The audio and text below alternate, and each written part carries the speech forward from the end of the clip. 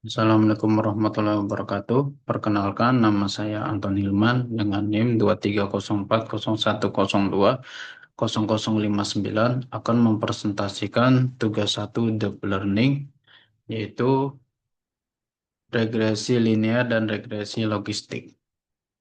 Pendahuluan, regresi linear merupakan metode supervised learning, yaitu pembelajaran mesin yang menggunakan data berlabel sebagai proses pelatihannya. Sistem akan mempelajari hubungan antara variabel input dan output untuk menghasilkan prediksi baru. Ini adalah dari rumus regresi linear, yaitu Y topi sama dengan A tambah B dikali X. Yang merupakan Y topi itu variabel terikat, dependent variabel. A adalah konstansa titik potong Y, B koefisien dari variabel X, dan X sendiri merupakan variabel bebas. Seperti kasus yang saya ambil, yaitu seorang pelatih yang ingin memprediksi stamina pemain berdasarkan durasi latihan. Nah, di sini saya menggunakan Python untuk regresi linear dan regresi logistik. Berikut adalah penjelasan dari kode-kodenya. Di sini import library pan yang saya gunakan yaitu Pandas untuk mengolah data dalam bentuk tabel. Kemudian Matplotlib yang digunakan untuk visual grafik. Lalu mengimpor linear regression untuk permodelan regresi linear. Kemudian mean squared error yang digunakan untuk menghitung tingkat kesalahan prediksi model. Nah, di sini tahap pertama yaitu memasukkan data. Data di sini durasi latihan 1 sampai 10 jam, kemudian stamina bervariasi 55, 60, 58, 70, 68, 78, 75, 85, 82, dan 92. Kemudian yang membuat data frame, mengubah data menjadi data frame agar lebih mudah Pandas untuk memproses dan menganalisis. Kemudian menentukan nilai variabel X dan Y, yang di mana X yaitu durasi latihan dan Y adalah stamina. Kemudian membuat model regresinya. Model regresinya linear regression dengan menggunakan fungsi fit. Pada tahap ini, model mempelajari hubungan antara durasi latihan dan stamina pemain untuk mencari garis regresi yang terbaik. Lalu model linear regression ini berdasarkan rumus dari regression linear Y topi sama dengan A tambah B kali X. Nah, untuk kemudian mencari nilai B dan nilai Y, nilai W. Sebelum ini juga ini Y model prediksi untuk menggunakan fungsi predik untuk menghasilkan nilai stamina hasil prediksi berdasarkan data yang ada. Nah, kemudian mengambil nilai B dan W dengan B mengambil model dari intercept dan W mengambil model dari curve. Lalu ini menampilkan nilai B-nya, print B, print W menghasilkan 50,73 dan nilai W adalah 3,92 sekian sekian sekian.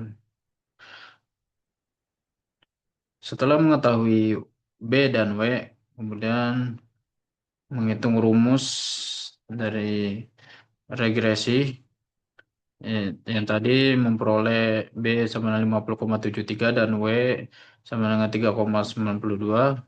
Kemudian di cost functionnya untuk mengukur kualitas model, menghitung rata-rata kuadrat selisih antara nilai aktual dan nilai prediksi. Di sini rumusnya yaitu eh, sama dengan 1/n sigma Y dikurang Y topi dalam kurung pangkat 2.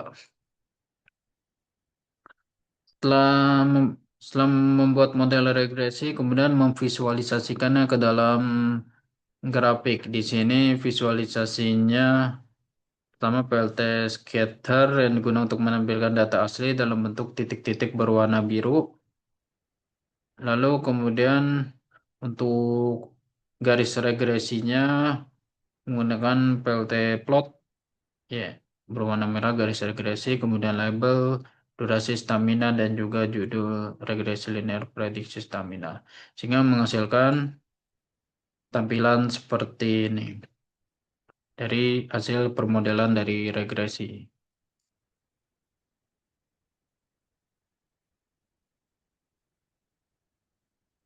Nah, kemudian saya akan menjelaskan tentang hasil dari regresi linear dalam bentuk grafik di sini. Persamaan regresi linearnya yaitu Y sama dengan 50,73 tambah 3,92. Di sini, nah di sini nilai nilai B-nya 50,73 merupakan titik potong garis dengan sumbu Y, sedangkan nilai W-nya merupakan kemiringan dari garis. Nah, jika durasi latihan sama dengan 0, maka model masih memprediksi stamina sebesar 50,73. Inilah yang disebut intercept atau bias. Nah, sebagai contoh, saya akan memilih pemain dengan durasi latihan 9 jam. Di sini, prediksi staminanya yaitu 50,73 ditambah 3,92 dikali 9 menghasilkan nilai prediksi yaitu 86,09. 86,01. Nah, di sini terdapat perbedaan antara nilai aktual dan nilai prediksi yang disebut dengan error. Di sini nilai aktual staminanya di 9 itu 82. Sedangkan hasil prediksinya adalah 86,01. Sehingga errornya yaitu 4,01 nilai absolute errornya. Nah, begitu untuk penjelasan grafiknya. Kemudian regresi logistik yaitu merupakan algoritma supervised learning yang digunakan untuk klasifikasi. Berbeda dengan regresi linear yang menghasilkan nilai numerik, regresi logistik menghasilkan probabilitas dan kategori. Kemudian ini adalah studi kasus yang sama seperti regresi linear. Yang membedakan adalah yang tadi berupa numerik, angka yang bervariasi, sedangkan untuk status stamina ini hanya dua, yaitu 0 dan 1. 0 bernilai stamina rendah, sedangkan 1 bernilai stamina tinggi. Nah, untuk Python, pada Pythonnya yaitu import pandas, kemudian NumPy dan matplotlib, kemudian mengimport logistic regressionnya untuk model logistic regressionnya, lalu accuracy score dari data, kemudian confusion metricnya. Nah, untuk data yang masuk, kemudian mengubah data menjadi data frame, menentukan nilai XY yaitu X, durasi latihan, dan Y, status stamina. Kemudian membuat dan melatih model logistic regression dengan fungsi fit X, Y. Kemudian menentukan nilai B dan W. B ini menggunakan model intercept, kemudian W menggunakan model fold. Sehingga hasilnya adalah B bernilai minus 2704, sedangkan bobot W bernilai 0,419. Nah, model ini merupakan persamaan inilah yang digunakan untuk menghitung probabilitas status stamina. Dengan persamaan regresi logistiknya yaitu Z sama dengan minus 2740 tambah 0,4916 dikali durasi latihan. Nah, contohnya di sini adalah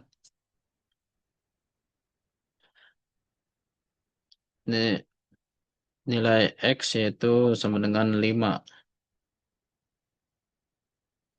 Nah, di sini untuk mencari nilai Z atau probabilitas sama dengan minus 2704 ditambah 0,4916 dikali 5. Menghasilkan Z yaitu minus 0,246. Kemudian karena ini masih berupa minus 0,246 diubah menjadi probabilitas yang menggunakan fungsi sigmoid. Nah, fungsi ini menghasilkan nilai antara 0 dan 1. Nah, di sini rumusnya adalah S, Z sama dengan 1/1 tambah E pangkat minus Z. Yang menghasilkan S minus 0,246 dari hasil Z yaitu 0,4388 diubah jadi persentase menjadi 43,88%. Nah, di sini threshold yang merupakan aturan klasifikasi. Jika eh jika sigmoid lebih dari 0,5 maka prediksinya 1. Jika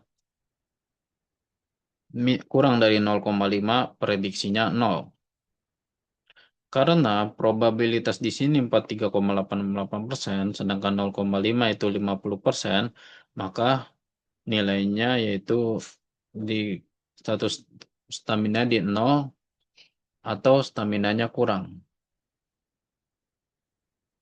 Kemudian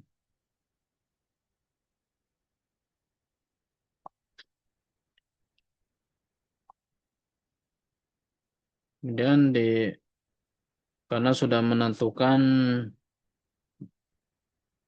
probabilitas ya, maka di sini prediksi data training yaitu pred sama dengan model prediksi. Ada dua prediksi dan probabilitas. Nah, setelah model selesai dilatih, langkah berikutnya adalah melakukan prediksi terhadap seluruh data latihan menggunakan fungsi predik. Variabel Y predik di sini hasil klasifikasi yang diberikan oleh model untuk setiap pemain. Angka 0 berarti stamina kurang dan 1 adalah stamina baik. Untuk selain menghasilkan prediksi akhir, regresi logistik ini juga menghitung probabilitas masing-masing kelas menggunakan fungsi dari prediksi probabilitas. Seperti contohnya di sini pada durasi 9 jam menghasilkan probabilitas 0, ada dua 0,1767 dan juga 0,848233. Setelah menghitung kemudian membuat tabel hasil prediksi. Nah, hasilnya ini dalam bentuk data frame seperti ini. Kode ini untuk menggabungkan seluruh informasi dalam satu tabel menggunakan data frame pandas. Ada dua probabilitas 0 dan probabilitas 1. Di sini 5 yang 0 dan satunya juga 5. Semakin semakin durasi latihannya lama, semakin juga status stamina-nya bagus.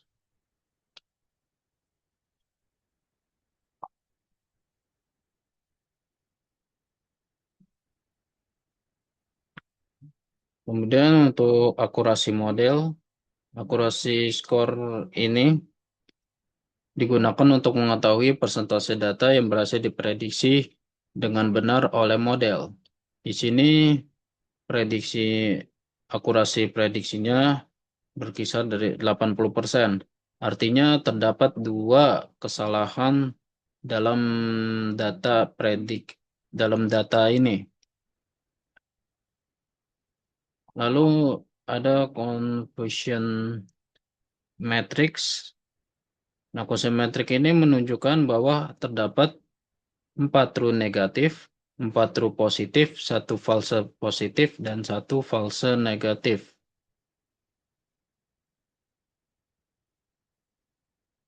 Di sini dalam bentuk matriks 4 true positif, 1 false positif, 1 false negatif, dan 4 dan 1 false negatif.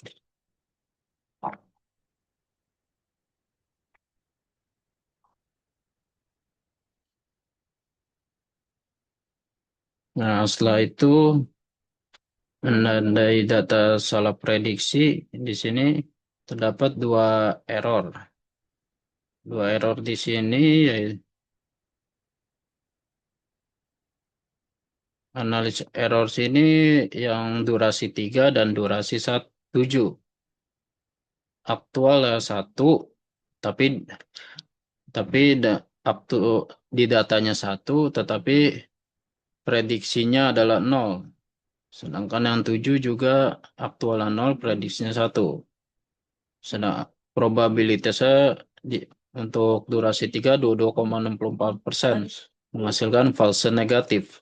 Sedangkan untuk error 2 probabilitasnya 67,65%, menghasilkan false positif.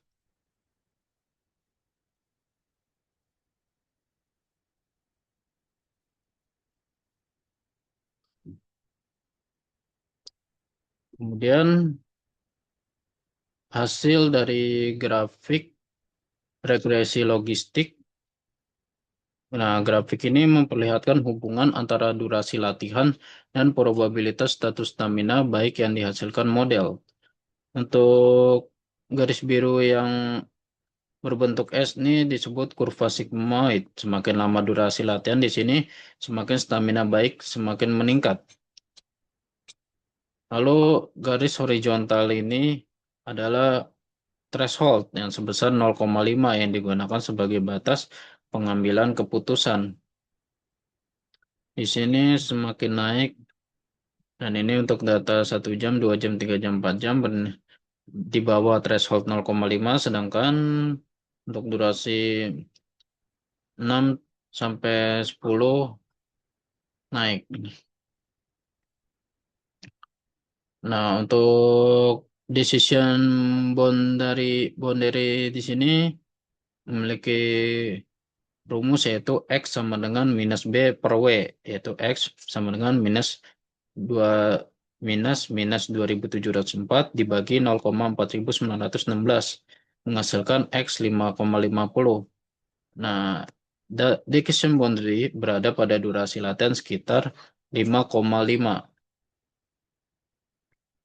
Nah, di titik-titik ini 5,5. Nah, data di sebelah kiri garis cenderung diprediksi sebagai kelas 0, dan data di sebelah kanan garis cenderung diprediksi sebagai kelas 1. Artinya 50-50 di sini.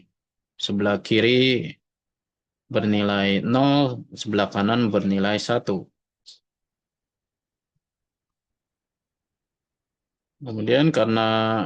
Kemudian yang ditandai silang adalah salah prediksi, yaitu di bagian 3 dan 7 tadi. Sehingga karena ada dua kesalahan, akurasi data menjadi 80%. Jadi kesimpulannya, grafik menunjukkan bahwa semakin lama durasi latihan, maka probabilitas status stamina baik semakin meningkat, mengikuti kurva sigmoid. Garis horizontal pada probabilitas 0,5 digunakan sebagai threshold klasifikasi, sedangkan garis vertikal menunjukkan decision boundary yang memisahkan kelas 0 dan 1. Sebagian besar data berhasil diprediksi dengan benar, namun terdapat dua data yang salah klasifikasi, yaitu pada durasi latihan 3 dan 7. Kesalahan tersebut ditandai dengan simbol silang yang berwarna oranye dan menjadi sumber error yang dihitung dalam confusion matrix serta mempengaruhi akurasi model. Sekian dari penjelasan presentasi saya. Mohon maaf jika banyak kekurangan dalam mempresentasikan atau dalam penyampaian, dan beberapa mungkin hasilnya kurang baik. Terima kasih. Assalamualaikum warahmatullahi wabarakatuh.